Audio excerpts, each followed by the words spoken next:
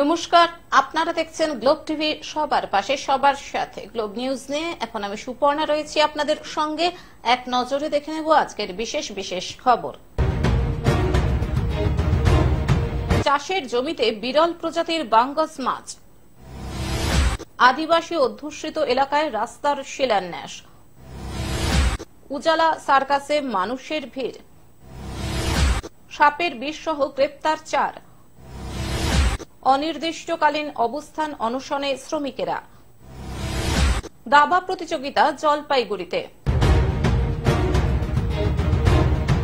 আসছে বিস্তারিত খবরে। চাষের জমিতে বিরল প্রজাতির বাঙ্গাস মাছ। খাবারের সন্ধানে সুন্দরবনের রায়মঙ্গল নদী ছেড়ে চাষের জমিতে দেখা মিলল বিরল প্রজাতির বাঙ্গাস মাছ। বসিরহাটের সুন্দরবনের হিঙ্গলগঞ্জ ব্লকের স্যান্ডেলের বিল গ্রাম পঞ্চায়েতের আম্বেরিয়া গ্রামের ঘটনা। কি ক্ষতি করে এই বাগান? ধান বাগানে পাইছিস তো, ধান টান খায়, খুব গোলা টোলা সেদ্ধ করে ধান খায়, বিরাট ক্ষতিকার মাছ। কোথায় এটা? এটা 13 নম্বর, এটা 13 নম্বর আম্বাড়ি। ওই গ্রামের বাসিন্দা তারাপদ মণ্ডল এদিন সকালে যখন তার জমিতে চাষ করতে যান, তখন তিনি বিশাল আকার ওই মাছটি দেখতে পান। দেখে স্বভাবতই তিনি হকচকিয়ে পড়েন। সঙ্গে সঙ্গে স্থানীয়দের ডেকে মাছটিকে দেখাতেই শনাক্ত করা যায় মাছটি বিরল প্রজাতির বাঙ্গাস মাছ। এখানে একটা বড় বাঙ্গাস মাছ পেয়েছে, অনেকে দেখছে, তাই দেখছি। কোথায় এটা? এটা রূপমানি মোড়। তারপরে সেটিকে স্থানীয় বাজারে নিয়ে যাওয়া হয়। মাছটি লম্বায় প্রায় 6 ফুট, চওড়ায় 1 ফুট এবং ওজন 5 কিলো 600 গ্রাম। বাজারে নিয়ে গেলে মাছটিকে দেখতে ভিড় জমান স্থানীয় বাসিন্দারা। কি করে মাছটি নদী ছেড়ে চাষের জমিতে চলে এলো তা বুঝতে পারছেন না এলাকার মানুষজন। চাষামাছি শুনে আমি বাড়িতে বেরিয়ে আসি এবং দেখি যে বিরাট কাণ্ড, মানে বিলি তাড়াতাড়ি করতেছে মাছটা ধরবার জন্য, এবং ধরাও পড়েছে বাঙার মাছ। এ বিশাল ক্ষতি করে, ধানেরও ক্ষতি করে, গোলা ফুটো করে নাকি ধান খায়, এটাও শোনা গেছে। তা এই মাছটা বিশাল আকারের মাছ এবং খুব জটিল মাছ। তবে প্রাথমিক ধারণা, খাবারের সন্ধানেই এই মাছ নদী ছেড়ে উপরে উঠে এসেছে। নাম বাঙ্গাস মাছ। নদীর থেকে উঠে ধান ক্ষতি করেছে। ধান কাটতে গিয়ে দেখা যাচ্ছে অনেক ধান খেয়ে নিয়েছে শিশির থেকে, এবং মাছটা ধরাও পড়েছে। মাছটা ধরে নিয়ে মেন রাস্তায় তোলা হয়েছে। অনেক লোকজন দেখছে এবং গাড়ি থেকে নামছে, নেমেও দেখছে। সাধারণ মানুষ হেঁটে আসছে, তারাও দেখছে। মাছটা অনেক বড় মাছ এবং খুব ক্ষতিকারক মাছ। বসিরহাট থেকে শ্যাম বিশ্বাসের রিপোর্ট, গ্লোব নিউজ। আদিবাসী অধ্যুষিত এলাকায় রাস্তার শিলান্যাস। বিজেপির সাংসদ ও বিজেপির বিধায়ক থাকা সত্ত্বেও কাজ হয়নি বেহাল রাস্তার। অবশেষে আদিবাসী অধ্যুষিত এলাকায় রাস্তার শিলান্যাস করলেন মন্ত্রী সাবিনা ইয়াসমিন। খুশি এলাকাবাসী, সাধুবাদ জানাচ্ছেন মন্ত্রীকে। প্রতিশ্রুতি মতো কথা রাখলেন মন্ত্রী। ফিতে কেটে এবং নারকেল ফাটিয়ে পাকা রাস্তার কাজের শিলান্যাস করলেন উত্তরবঙ্গ উন্নয়ন, জলপথ ও সেচ দপ্তরের প্রতিমন্ত্রী সাবিনা ইয়াসমিন। মালদা জেলা পরিষদের কর্মাধ্যক্ষ পূর্ণিমা দাস বারুই, পঞ্চায়েত সমিতির সভাপতি পারুল কুজুর ছাড়াও উপস্থিত ছিলেন স্থানীয় অন্যান্য জনপ্রতিনিধি।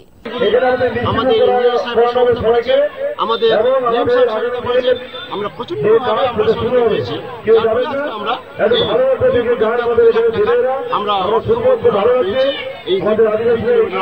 কত কিলোমিটার রাস্তাটা? 2 কিলোমিটার।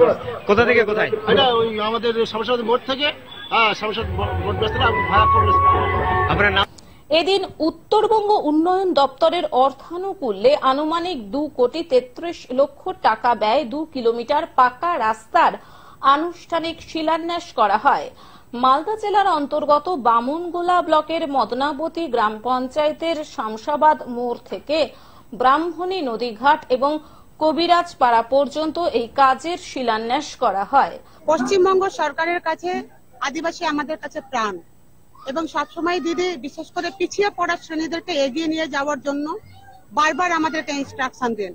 যেখানে এসসি রয়েছে, এসটি রয়েছে, ওবিসি রয়েছে, বিশেষ করে আদিবাসীরা যেখানে রয়েছে, তারা যেন খুব ভালো থাকে এবং তাদের যোগাযোগের ব্যবস্থা, তাদের জন্য কোনো প্রকার অসুবিধা না হয় সেই জন্য আমাদেরকে সবসময় ইনস্ট্রাকশন দেন।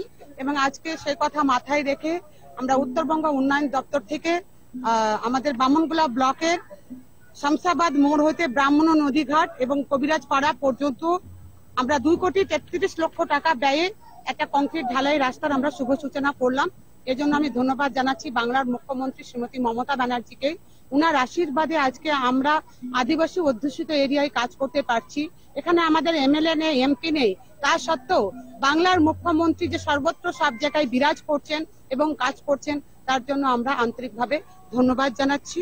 এবং আমাদের এখানে পঞ্চায়েত সমিতির সভাপতি আছে, প্রধান আছে, জেলা পরিষদের মেম্বার আছে, বিডিও আছে, সবাই রয়েছেন এবং সকলেই মিলে আমরা বিশেষ করে আদিবাসী জায়গাগুলোকে এগিয়ে নিয়ে যাওয়ার চেষ্টা করি এবং আমাদের ডিএম সাহেবও চেষ্টা করেন। আমি দেখি অনেক প্রোগ্রাম যখনই আমাদের জেলাতে আসে তখন গাজল, বামনগোলা, হবিবপুর, এই বামনগোলা এইসব জায়গাতে আমরা জেলার প্রোগ্রামগুলো অনেকটাই আমরা করি, যাতে অর্থনৈতিক দিক থেকে এবং সাংস্কৃতিক দিক থেকে তাদেরকে আমরা এগিয়ে নিয়ে যেতে পারি এবং তাদেরকে মূল স্রোতে আমরা ফিরিয়ে দিতে পারি, সেটা আমরা সবসময় মাথা থাকে।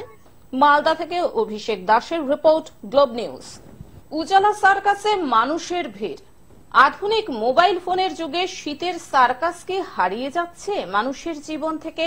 তবে হাওড়ার ডোমজুড়ের সলপ মাঠবাগানে গেলে এই প্রশ্ন মিথ্যা বলে মনে হবে, কারণ এই শীতে সেখানে অনুষ্ঠিত উজালা সার্কাসে মানুষের স্বতঃস্ফূর্ত উপস্থিতি অন্য কথা বলে। খুব ভালোই লাগলো, কারণ শীতের বিকেলে খুব সুন্দরই লাগলো। আমাদের কি দেখলেন? অনেক কিছুই দেখলাম। প্রায় 1 মাস ধরে এখানে চলবে সার্কাস। প্রতিদিনই মানুষের ভিড় এখানে উপচে পড়ছে। বৃষ্টি সামন্ত নামে এক দর্শক বললেন, খুব ভালো লাগলো এই সার্কাস দেখে। তিনি খুবই ভালো করে আনন্দ উপভোগ করলেন। এটা বাচ্চাদের জন্য, বাচ্চাদের তো আরো বেশি ভালো লেগেছে। সমস্ত শোই খুব, খেলাও খুব ভালো হয়েছে। উজালা সার্কাসের পক্ষ থেকে মুকুল শেখ জানান, প্রায় 45 থেকে 50 রকমের খেলা আছে। 65 জন কর্মী এখানে নিযুক্ত আছেন। মণিপুরি, আফ্রিকান জিমন্যাস্টিক প্রদর্শিত হচ্ছে এখানে। পশ্চিমবঙ্গ, আসাম, উড়িষ্যায় তারা এই সার্কাস প্রদর্শন করবেন বলে জানান। মোট কথা এখানে 2 ঘন্টা ধরে মোট 3 বার শো হচ্ছে। শীতের বিকেলে প্রতিদিন প্রচুর মানুষ ভিড় করছেন এই সার্কাসে। সার্কাসের কিন্তু সার্কাসের নামটা শেষ। এখন সার্কাসের জিমন্যাস্টিকের উপর জিমন্যাস্টিকের উপর প্রচুর জোর দেওয়া হচ্ছে, যার ফলে সার্কাস পুরোনো দিনের মতো ফিরে আসছে। কি কি আইটেম রয়েছে যেটা খুব ভালো, এখানে মানুষ আসবেন দেখতে পারবেন? দেখুন, এখানে মণিপুরি জিমন্যাস্টিক আছে, আফ্রিকানদের জিমন্যাস্টিক দেখানো হয়, বিভিন্ন রকম জিমন্যাস্টিকের খেলা দেখানো হয়, যার ফলে না থাকলে কোনো ফারাক পড়ছে না, মানে কোনো অসুবিধা হচ্ছে না, আবার পুরোনো কেরেজি ফিরে আসছে। হাওড়া থেকে অর্পণ সিংহের রিপোর্ট, গ্লোব নিউজ। সাপের বিষ সহ গ্রেফতার 4। গোপন সূত্রে খবর পেয়ে সাপের বিষ সহ গ্রেফতার 4 জন। আসানসোল রেঞ্জ আধিকারিকের কাছে খবর আসে চিনাকুড়ি রুট দিয়ে একটি গাড়ি যাচ্ছে, যার মধ্যে বহুমূল্যের সাপের বিষ রয়েছে। সেই মতো অভিযান চালিয়ে সাপের বিষ সহ 4 জনকে গ্রেফতার করে আসানসোলের বন বিভাগের রেঞ্জ অফিস। অভিযুক্তরা অন্তঃরাজ্য সাপের বিষের যে র্যাকেট রয়েছে তার সাথে জড়িত রয়েছে বলে মনে করছেন বন দপ্তরের আধিকারিকেরা। গাড়ি সহ সাপের বিষ ও গ্রেফতার হওয়া 4 অভিযুক্তদের কুলটি থানার শাকতরিয়া পুলিশ ফাঁড়িতে নিয়ে আসা হয়। অভিযুক্তদের আজ শুক্রবার আদালতে তোলা হয়। তবে অভিযুক্তরা গাড়িতে করে সাপের বিষ পাচারের উদ্দেশ্যে নিয়ে যাচ্ছিল। কংসাবতী নর্থ ডিভিশনের রঘুনাথপুর রেঞ্জের রেঞ্জ অফিসার থেকে যে এরকম চিনাকুড়ি এই রুট দিয়ে একটা গাড়ি যাচ্ছে, সেটা স্নেক পয়জন ক্রিস্টালাইন ফর্মে আর লিকুইড ফর্মে পাওয়া যেতে পারে। সেই বেসিসে আমরা একটা টিম তৈরি করি। ইনফরমেশনটা বা ট্র্যাকটা করছিল WCCB নিজাম প্লেস, ওনাদের অফিস আছে, ওইখান থেকে ট্র্যাক করা হয়েছে। সেই ইনফরমেশনের বেসিসে আমি আসি আমার দলবল নিয়ে, এবং এখানে এনাদেরকে কিন্তু ওই গাড়ি শুদ্ধ অ্যারেস্ট করা হয়। আসানসোল থেকে সৌমিত্র গাঙ্গুলির রিপোর্ট, গ্লোব নিউজ। অনির্দিষ্টকালীন অবস্থান অনশনে শ্রমিকেরা। ছাতনা ব্লকের জোরহিরা এলাকার একটি বেসরকারি স্পঞ্জ আয়রন কারখানার গেটের সামনে অনির্দিষ্টকালীন অবস্থান অনশনে বসল তৃণমূল কংগ্রেসের ঠিকা শ্রমিক সংগঠনের কর্মী ও নেতৃত্বরা। কর্মীদের দাবি প্রতি মাসে কর্মীদের 26 দিন কাজ দিতে হবে। এছাড়াও বকেয়া বেতন সহ প্রভিডেন্ট ফান্ড ও শ্রমিকদের বিভিন্ন খাতের টাকা অবিলম্বে দিতে হবে। এই বিষয়ে কারখানার শ্রমিক সংগঠনের পক্ষ থেকে জানানো হয়, বিভিন্ন সময় আমরা কারখানার মালিক কর্তৃপক্ষের সুবিধার্থে বিভিন্ন নিয়ম কানুন মেনে নিয়েছি, এরপরেও আমাদের বকেয়া টাকা বাকি। আজ এই অঙ্কিত মেটাল অ্যান্ড পাওয়ার লিমিটেডের যে কর্তৃপক্ষ আছে তাদের সঙ্গে আমরা বরাবর সবকিছু নিয়ে আলোচনায় বসেছি। তাতে নানা রকম সিদ্ধান্ত হয়েছে, কিন্তু সেই সিদ্ধান্ত কোন রকমের কার্যকর কারখানা কর্তৃপক্ষ করে না। আজ এই সিদ্ধান্তগুলা করে নাই বলে আজ আমরা এই শেষ অবস্থায় আজকে এই অবস্থান অনশন করতে বাধ্য হয়েছি। চলতি মাসে এই কারখানার মালিক কর্তৃপক্ষ তালা ঝুলিয়েছেন, এরপর থেকেই আমরা কাজ হারা। তাই বিষয়গুলিকে যত তাড়াতাড়ি সম্ভব মেনে নিতে হবে। দাবি মানা না হলে আগামী দিনে বৃহত্তর আন্দোলনে যাব। বাকি আছে প্লাস জানুয়ারি থেকে 10 দিনের পেমেন্ট বলছে, 10 দিনের হবে, কাজই হবে। পিএফএস এখন পর্যন্ত হয়নি। পিএফ 4 মাস কাটা হয়েছে, সেটা এখনো জমা হয়নি। বাঁকুড়া থেকে দীপ আচার্যের রিপোর্ট, গ্লোব নিউজ। দাবা প্রতিযোগিতা জলপাইগুড়িতে। জলপাইগুড়ির বাবুপাড়ার একটি ভবনে অনুষ্ঠিত হচ্ছে দ্বিতীয় Nitai Ghosh memorial FIDE rated international chess tournament.